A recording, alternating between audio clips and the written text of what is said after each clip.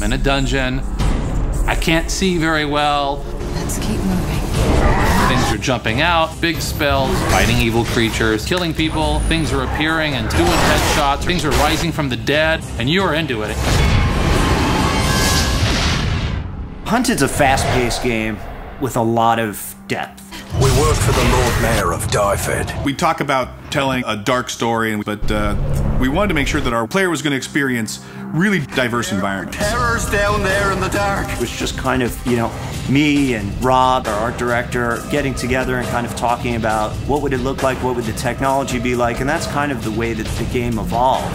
When we first started working on the project, it was important to come up with a style that wasn't as clean as classic high fantasy games can be.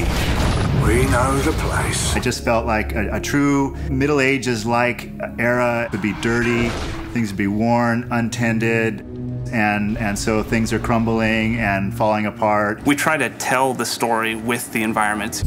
The wear and tear, the grime we put on it, we try to give that sense of history. You know, you come into an area with ancient ruins of some civilization that used to live in an area, but it's about giving the world this richness and this life that is larger than the span of the game story we're telling.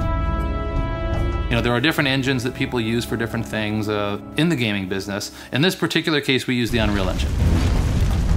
Our focus going into this project was actually try to do what Unreal does best. Third-person shooter games and games that involve cover. And if you are, moving forward into landscapes and environments, the Unreal Engine does it perfect. So what that did was allow us to spend 100% of our efforts on game design and graphic fidelity. Throughout the game, whether you're underground or above ground, you'll come around a corner and get these just amazing views. We want to have a heavy element of verticality in our levels. You know, as a ranged character, sometimes being up in a post is the better area because you can get a view. As more of a melee character, you can sit there and protect that area. Use a little help here. Well, this is one of the final areas. When we first started, we talked about doing a tower and doing something big, but it's been done so many times and we thought, let's do a giant pit instead. There might be a little bit of a spider problem down here. These big pieces of basalt rock, they actually were modeled out in 3D first, so it really has a very sculpted feel. I want them to feel like they're stepping on hard ground and they're climbing up solid stairs and interacting with every facet of the geometry that's on the ground. We need to be at the Fountain of Alicia by morning. It's not so typical in a console game to be able to create your own world.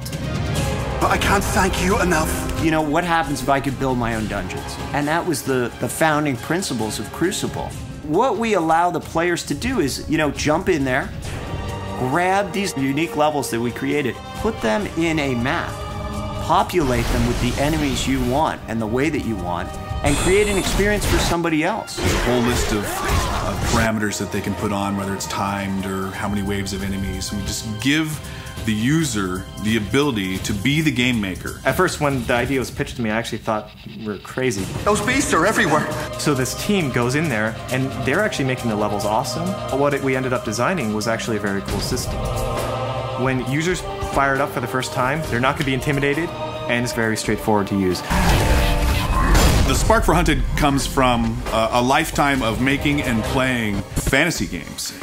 We have this tremendous love for the richness to the world. Find a feather, black as night. Every rock, every bit of dirt, every tile of broken pottery, every wall, every bird. It's immersing yourself in this world and this experience, the emotional attachment to the world. It's a roller coaster.